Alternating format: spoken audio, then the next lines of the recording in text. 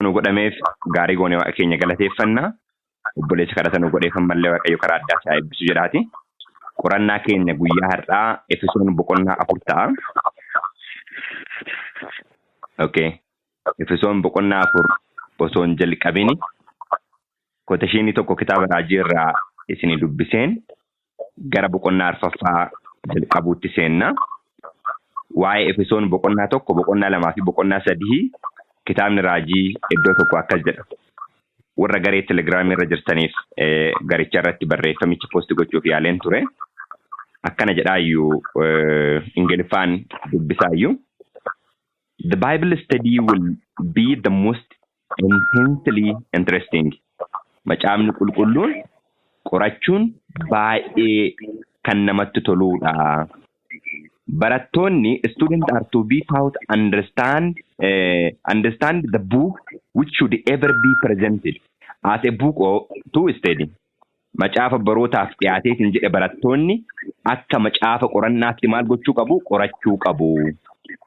The assertions that are dark, yaani kutaan dukkanaa'aan, mysterious and incomprehensible, kutaan kun icciitaa bira ga'uun hin danda'amu ka jedhameetiin jedhu kutaan kunniin macaafa qulqulluu kana qorachuudhaan ifaa warroonni hubachuu hin danda'amu jedhamu kunniin maalidha jedha? Sobaa jedha. Yaa hadaraa jedha. Please Efesoon boqonnaa 1, boqonnaa 2 fi boqonnaa 3 dubbisaadha jedha. Dubbisaa jedha. Gaaf kana dubbifneetiin jennu icciinni yookaan dogongorri guddaan baay'een jiru hundinuu maal ta'eetiin jedha? Ifa ta'eetiin jedha jechuudha. Kana sammuutti qabannee gara qorannaa keenya guyyaa har'aatti yoo seenneetiin jennu Efesoon boqonnaa 1-3 keessatti icciita baay'ee namoonni icciita jedhamu macaafa qulqulluu keessatti kun hubachuu hin danda'an jedhaman baay'een ifa akka ta'e kitaabni raajii lafa kaa'aa kana roga qorachuu akka qabnu argineetiin jenna waan baay'ees qorataa turre jechuudha. Boqonnaa 4 jalqabin boqonnaa 3 naannoo lakkoofsa 20 irraa gadi yoo dubbise inni humna isaa isa nu keessatti hojjetuun wanta nuyi kadhannuu fi wanta nu yaaduu dandeenyu hundumaa irra safara malee caalchisee gochuu hin danda'a jedha. Maaliidhaan? Humna isa nu keessa jiruun. Humna isaa isa nu keessa jiruun. Humni isaa inni nu keessa jiru maaliidha? Hafuura qulqulluu isaati. Kiristoos isa nu keessa jiru maaliidhaan? Amantiidhaan jechuudha. 21 irraa kanaaf karaa Kiristoos Yesuus karaa humna isa nu keessa jiru jechuudha. Karaa Kiristoos waldaa kiristaanaa keessatti dhaloota hundumaa biratti bara baraan isaaf hooqubaan haa ta'u. Ameen jedha. Kanaaf hooqubaan bara baraan isaaf haa ta'u. Erga kana jedhee ka'een booda boqonnaa 4ffaa yeroo jalqabneetiin jennu hundi kennaa obburumaa qabna macaafa qulqulluu jedheeman yaada. Egaa ani waa'ee hojii gooftaatiif hidhamee kanan jiru waamicha isa itti waamamtan sanaaf akka ta'utti akka jiraattan isin nan gorsa jedha. Akkamitti akka jiraattan jedha obboloota koo? Waamicha isa waamamtan saniif akka ta'utti. Kanaaf samiin kanurraa barbaadu jireenya akka ta'utti jiraachuudha jechuudha. Akka wangeela amannetti jiraachuudha. Akka dhageenyetti jiraachuudha.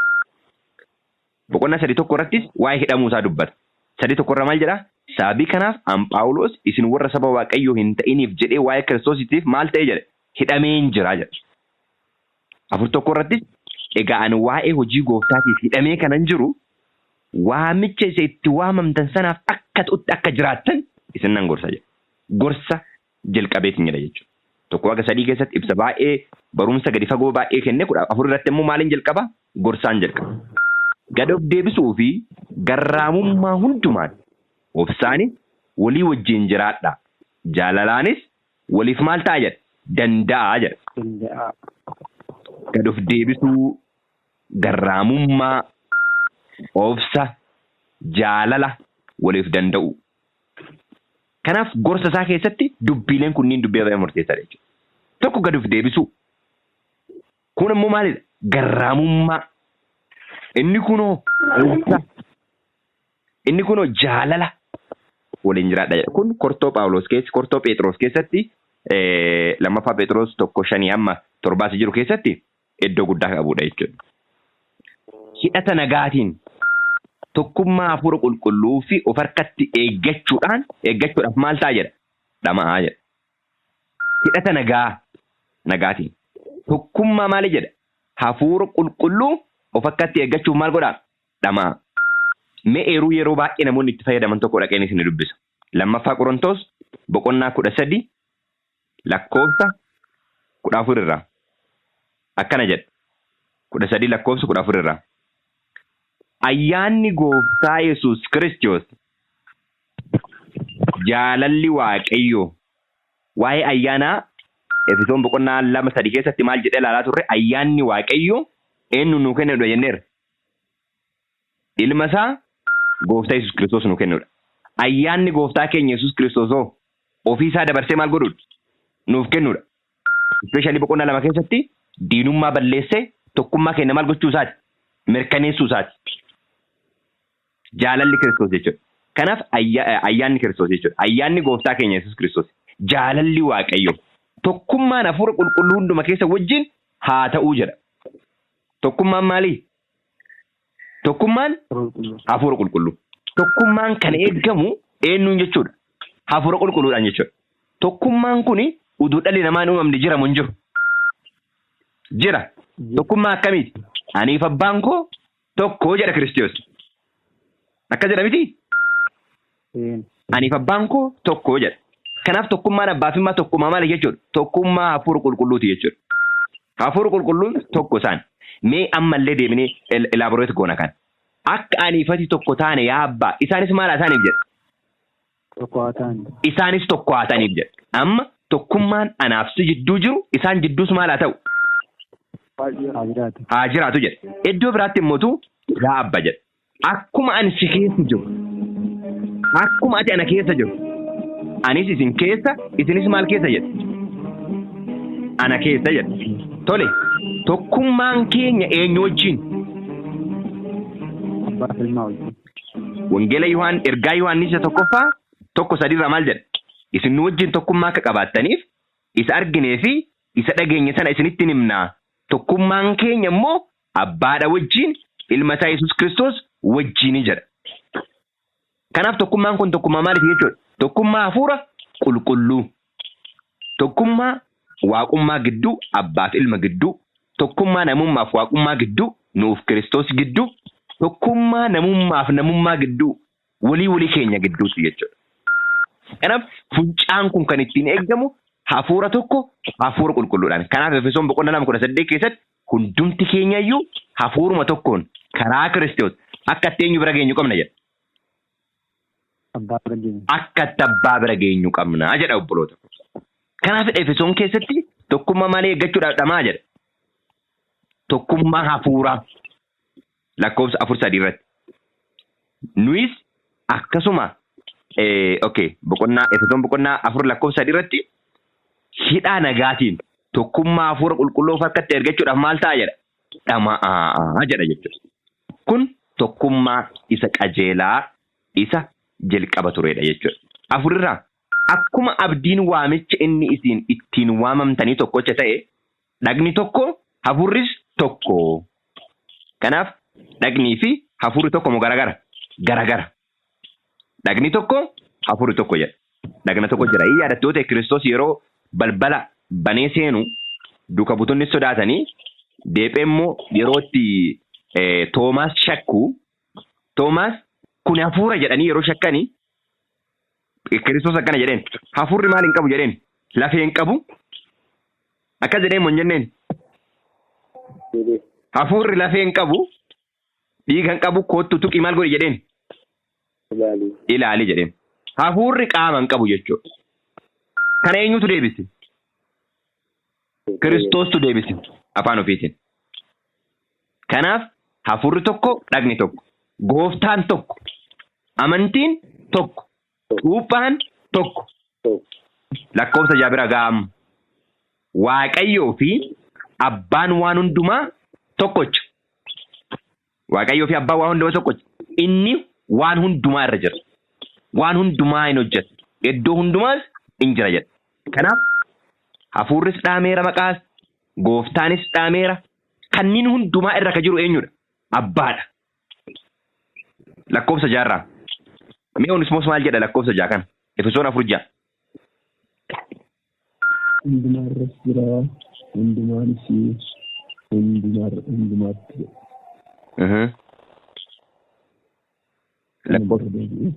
Lakkoofsa 6 xumurtanii? Lakkoofsa 6 hundumaarras jira, hundumaanis hundumaatti. Okay. Kanaaf mee shanirraa mee gad dubbisaa. Kanarraa gooftaan tokko, amantiin tokko, Gooftaan tokko, Waaqni tokko, abbaa hundumaatti. Jecha kanaadha kanan barbaade. Waaqni abbaan tokko inni hundumaa gararraa jira jedha. Kanaaf tokkoffaa Qorontos 11:3 irraallee ka dubbisaa turre abbaan manaa mataa haadha manaati. Kiristoos mataa abbaa manaati. Waaqayyo abbaan immoo mataa eenyuuti jenneerra?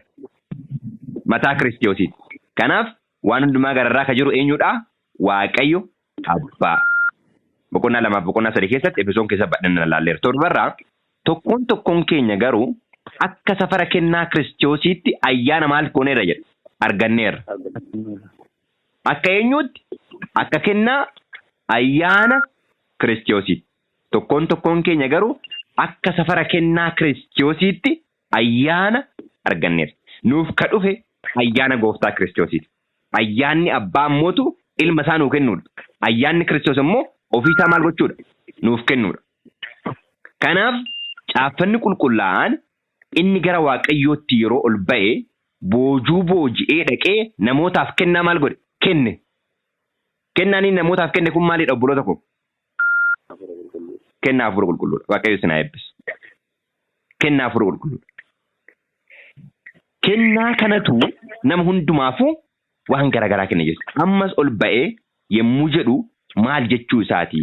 Dura biyya lafaa kana keessa gara iddoo gadi bu'ee jechuudha.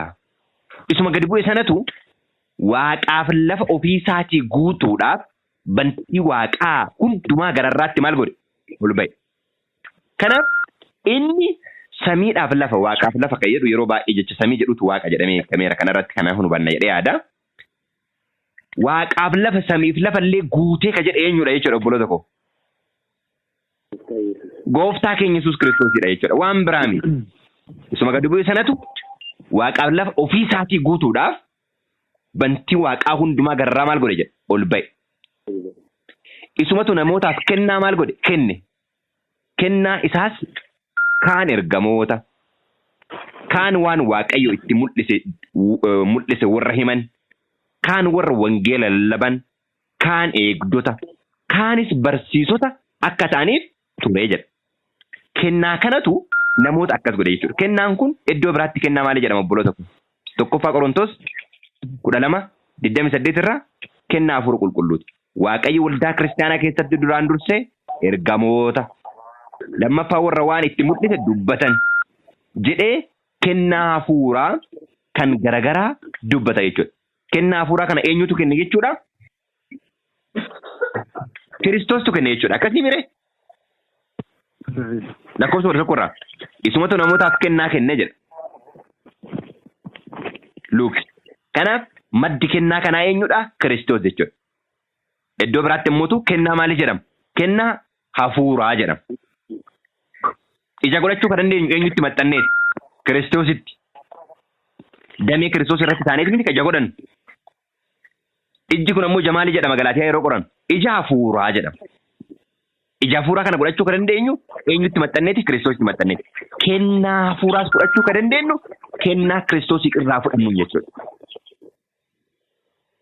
Kennaa hundumaafuu kenne kennaan kun ammoo namoota garagaraatiif hojii garagaraa akka hojjetaniif akka inni isaan dhaabe argineet hin jenne jechuudha. Tole. Lakkoofsa 12 irraa isin warra Waaqayyoof inni warra Waaqayyoof qulqullaa'an hojii isa itti ergaman sanaaf qopheessuudhaaf warra maal ta'an? Warra Waaqayyoof qulqullaa'an. Jecha warra Waaqayyoof qulqullaa'an jedhu kana Efesoon keessatti irra deddeebinee iddoo baay'eetti dubbisaa turre yaadatti yoo ta'e. Tokko Efesoon tokko irratti yeroo jalqabu warra Waaqayyoof qulqullaa'an naannoo Efesoon jiraniif jedhee jalqaba. Iddoo biraatti immoo jaalala isin warra Waaqayyoof qulqullaa'aniif qabdaniif jedha. Iddoo biraatti Phaawulos warra Waaqayyoof qulqullaa'an keessaa inni gadaanu ana jedha. Asittis isin inni warra Waaqayyoof qulqullaa'an hojii isa itti ergaman sanaaf qopheessuudhaaf waldaa isaa dhagna Kiristoos sanas cimsuudhaaf kana godhe jedha. Dhagna Kiristoos sana cimsuudhaaf kana godhe jedha. Maal gochuudhaaf? Warra Waaqayyoof qulqullaa'an hojii isaan itti ergaman sanaaf isaan qopheessuudhaaf. Kanaaf hojiin nutti kenname jira. Hojii kanaaf qophaa'uudhaaf kennaa Kiristoos kana maal gochuu qabnaa? Obboloota koo fudhachuu qabnaa. Yoo kennaa kana fudhanne hojii keenyatti cimnee dhaabachuu hin dandeenyu jechuudha. Kunis amma hundumti keenya tokkummaa amantii ilma Waaqayyoo beekuu namoota ga'an taanee guddannee safara guutummaa Kiristoos bira amma geenyutti jedha. Safara guutummaa eenyu? Kiristoos. Kaleessa yeroo qorannu safara guutummaa eenyu jennee qoranne boqonnaa 3 keessatti. Safara guutummaa Waaqayyoo. Safara guutummaa Waaqayyoo jennee qoran.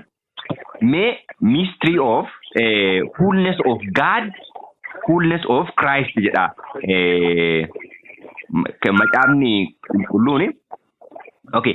Kan koo mee macaafa jecha kan akka laaltan wannan barbaadeef. Efesoon boqonnaa 4 lakkoofsa 13 irratti fullness of Christ jedha. Efesoon 3:19 irratti immoo fullness of God jedha.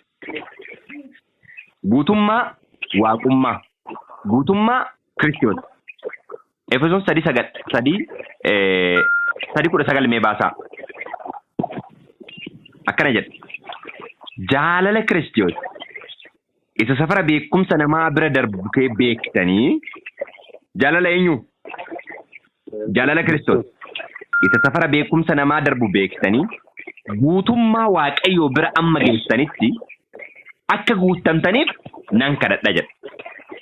Ingiliffi jecha kan akkas jedha. Ingiliffi isaa. And to know the love of Christ, which passes the knowledge, that you may be filled with the fullness of God jedha. Filled with a fullness of God. Guutummaa eenyuutiin akka guutamtaniif? Guutummaa waaqummaatiin akka guutamtaniif. Efesoon 4:13 immoo Ingiliffi isaa akkana jedha. 4:13. Till we all come in unity of faith. Tokkummaa maalii? Amantii. Unity of faith and of a knowledge of the Son of God. Beekumsa eenyu? Ilma Waaqaa. Onto a perfect man. Nama gahaa hamma taataniif. Onto the measure of status of a fullness of Christ. Hamma guutummaa eenyutti guddataniif? Guutummaa Gooftaa keenya Yesuus Kiristoos. Guutummaa Gooftaa Kiristoositti guddachuudhaaf guutummaa maaliitiin guutamuutu barbaachisa obboloota koo? Guutummaa waaqummaatiin guutamuutu barbaachisa. 3:19 irraa. Guutummaa waaqummaatiin guutamuu jechuun maal jechuudha? Hafuura qulqulluudhaan guutamuu jechuudha. Hafuura qulqulluudhaan guutamuu jechuun guutummaa Gooftaa Kiristoositti ol guddachuu jechuudha. Qixa isaati. Waliigallee sababni isaa 4:13 irratti yeroo laallu gubbaa irratti 12 irraa eenyutu kennaa kana kenne jedha. Kiristoostu kenne. Kiristoos waan kenneef gaafa kennaa isaa fudhanne qixa eenyutti guddanne jechuudha. Qixa isaatti. Qixa Kiristoositti guddanne jechuudha. Guutummaa waaqummaa kan jedhamu hafuura qulqulluu argama isaati jechuudha. Kana akka yaadatti wal bira qabannee ilaallee hin jennu waan barbaadeef dubbii baay'ee humna qabudha. Guutummaa waaqummaatiin guutamuu jechuun jaalala Kiristoosii isa daangaa darbu maal gochuudha? Beekuudha. Irra deebinee dubbina 3:19 dubbiseen qorannaa kootti fufu 3:19. Jaalala Kiristoos isa safara beekumsa namaa bira darbu beektanii guutummaa Waaqayyoo bira amma geessanitti akka guutamtaniif nan fedha jedha. Kanaaf hafuura qulqulluudhaan maal taana? Hin guutamna jechuudha. Duwwummaan keenya isaan guuta. Galanni Waaqaa ga'u waa'ee dhugaa kanaatiif 4:13 irraa kunis amma 14 irraa egaa nuyi sichi ijoollee dha'aan asii achi rukutu warra qilleensa barsiisa namoota aartotaatiin haxxummaa isaanii isa gowwoomsaadhaan raawwatamuunis fudhataman hin taanu jedha. Kana booda barsiisni asii achi maal nun godhu jedha. Nurraasu. Nun oofu jedha. Dhagaarra dhaabanneerra. 2:20 irraa maal jennee dubbifne? Hundee bartootaaf raajotaa irratti maal ta'aneerra jenna? Ijaaramneerra. Hundeen kunis eenyudha? Kiristoos Yesuus. Kanaaf barumsi axaartonni tilmaama adda addaatiin yaada filoosofiidhaan asii achi kana booda maal nun godhan? Nun oofan. Dhugaarra dhaabanneerra ijaaramtaniitti jedha Phaawulos. Gorsa kennaa jiru keessatti kun. Kanaa mannaa jaalalaan dubbii dhugaa dubbachaa kottaa karaa hundumaa gara isa mataa nuuf ta'etti gara Kiristoositti maal goona jedha? In guddannaa. Asii achi hin dhaamnu kana booda barnoonni dogongoraa kana booda asii achi maal nun godhu? Nun dha'u. Isa jalatti bu'aa dhagna hundumaa wal fudhatanii Kiristoosiin jechuudha wal fudhatanii busaan adduma addaan argataniin walitti qabsiifamaniiru. Kanaaf busaa keenya akka dhagnaatti kan walitti nu qabsiise eenyudha jechuudha. Kiristoos Yesuus isaan walitti qabne jechuudha. Karaa hafuura isaa amma ila walitti qabamne waan jedhu kana waan akka waan walitti nu maxxansu jechuudha. Waan tokko nu godhu. Tokkummaa kana ko tokkummaa maali jenneera? Tokkummaa hafuura eeguudhaaf maal godhaa jedha gubbaa irratti hafuura sadii irratti dhamaa jedha. Isa kana jechuudha kennaa gooftaa Yesuus Kiristoos. Yeroo bu'aan dhagnaa adduma addaan tooraan hojjetus dhagnichi inni guddaan jaalalaanis maal godha jedha? Ofiin cimsa jedha. Jaalalli kun Kiristoosiin akka ta'e argineet jenna jechuudha. 17 irraa egaasichi akka warra saba Waaqayyoo hin ta'iniitti yaada waa'ee hin baafne duukaa buutanii akka hin jiraanne maqaa gooftaatiin cimsee isin gorsa jedha. Akka warra addunyaa bu'aa foonii duukaa akka hin buune. Egaasichi akka warra saba Waaqayyoo hin ta'inii yaada waa'ee hin baafne duukaa buutanii akka hin jiraanne maqaa gooftaatiin cimsee isin gorsa. Isaan sammuun isaanii dukkaneeffameera. Warra maal hin taane warra Waaqayyoon hin beekne. Sababii Waaqayyoon beekuu maal hin gooneef hin barbaanneef. Sammuun namoota maaf dukkana obboloota koo? Waaqayyoon beekuu waan hin barbaanneef. Adda waa'ee Waaqayyoon beekuu yeroo kaaftanii namoonni maal jedhu? Icciita waaqummaati kana maal hin godhin jedhan. Keessan deemtee hin gorogoriin hin tuttuqin jedhu. Namoonni kunniin macaafni qulqulluun maal jedhaa? Hosee 4:1 irratti. Hosee 4:1 lakkoofsa 1 irraa jecha 1 dubbata. Mee dhadhee dubbifnaa Hosee 4:1 irraa Yesuus namoota Israa'el biyyicha keessan amanamummaan jaalalli Waaqayyoon beekuu waan hin jirreef Waaqayyo warra biyyicha keessa jiraatan wajjin maal qaba jedha obboloota koo? Dubbii qaba. Kanaaf dubbii Waaqayyoo maal godhaa jedha? Dhagaa. Sababni Waaqayyo warra biyyicha keessa jiraatan wajjin dubbii qabuuf isaan maal waan hin gooneef waan Waaqayyoon hin beekneef. Asirratti kan inni jedhaaru sammuun isaanii maal ta'eera jedha? Dukkaneeffameera. 4:18 irraa. Sababni sammuun isaanii dukkaneeffameef waan maal ta'eef? Waaqayyoon beekuu waan hin barbaanneef. Sababii mata jabina isaaniitiif jireenya isa Waaqayyo kennu keessaa gad baafamaniiru. Jireenyi Waaqayyo kennu eenyudha? Ilma isaati. Kiristoos immoo maal jedheen? Anas hin beektan abbaa koos maal hin gootan jedhaa ture. Hin beektanii. Waaqayyoon beekuun madda jireenyaati obboloota. Jireenya keessaa gadi baafamaniiru jedha. 19 irraa isaan of qabuu dadhabanii jireenya gadhiisitti of kennaniiru. Wanta nama xureessu hundumaa hin hojjetu. In ga'as hin jedhan. Isin garuu Kiristoosiin akkasitti maal hin goone jedha? Hin barree jedha. Isin garuu Kiristoosiin akkasitti hin barre jedha. Kanaaf dhimmichi dhimma eenyuun baruuti? Dhimma Kiristoosiin baruuti. Garaagarummaa kanuma jechuudha. Dhugaatti akka isa barru Waaqayyo nu gargaara. Maal jedha beektu Wangeela Yohaannis 8:24 irratti? Wangeela Yohaannis 8 lakkoofsa 24 irraa cubbuu keessanii akka duutan isinitti himeera. Ani eenyu akka ta'e beektanii yoo amanuu dhabaattan cubbuu keessanii maal gootu jedha? Duutu jedha. Ani eenyu akka ta'e beektanii yoo maal ta'uu baatan? Yoo amanuu baattan. Cubbuu keessaniin duutu jedha obboloota. 21 irraa Efesoon 4:21 irraa jechuudha.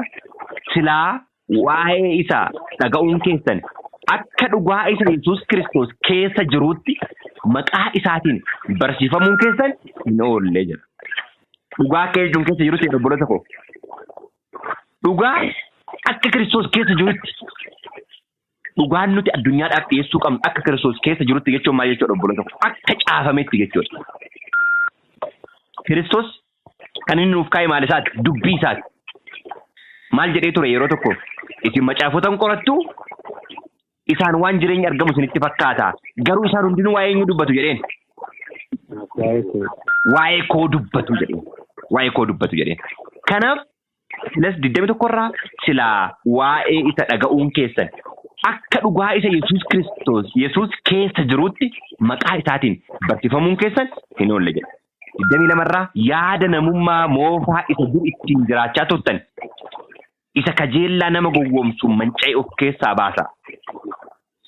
Lammaffaa maal godhaa jechuudha? Dhaladhaa jechuudha. Kiristoositti. 23 hafuura yaada garaa keessanii keessatti maal godhaa jedha? Haareffamaa jedha. Hafuura yaada garaa keessanii. Daawit yeroo inni kadhatu Faarsaa boqonnaa 51 lakkoofsa 10 irratti maal jedhee kadhata? 51:10 irraa jecha tokko sammuu koo keessa waan dhufeefi akkana jedha.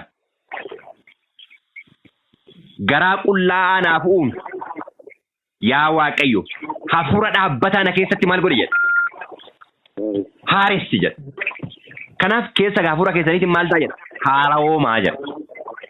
Hizqeel 26:26 irratti immoo onnee dhagaa isin keessaa baasa, onnee foonii isiniif kenna, hafuura koo dhaabbataa isin keessatti maal godha jedha? Nan haaressa jedha. Kanaaf kadhanni Phaawulos warra Efesoonitti dubbataaru isa kanaadha jechuudha. Isa kanaadha jechuudha. Keessa hafuura keessaniitiin maal godha? Haareffamaa. Namummaa haaraa isa qajeellummaa fi qulqullummaa dhugaatti fakkaattii Waaqayyootiin uumame maal godha? Uffadha. Eenyudha fakkaattiin Waaqayyoo lafa kanarratti? Kiristoos. Bifa ittiin Waaqayyoo ijaan hin argamne ittiin maal ta'edha jedha Kiristoos? Namatti mul'atedha. Kanaaf fakkaattii eenyutiin uumamtan jechuudha. Fakkaattii Kiristoosiin isa uumamtan kana maal godha? Uffadha. Kanaafis namni adduma addaan dhugaa namatti haa dubbatu nuyi bu'aa dhagna waliiti jedha. Bu'aa dhagna waliiti. Yoo aartaniyyuu aarii keessaniin gara cubbuutti isin hin geessin.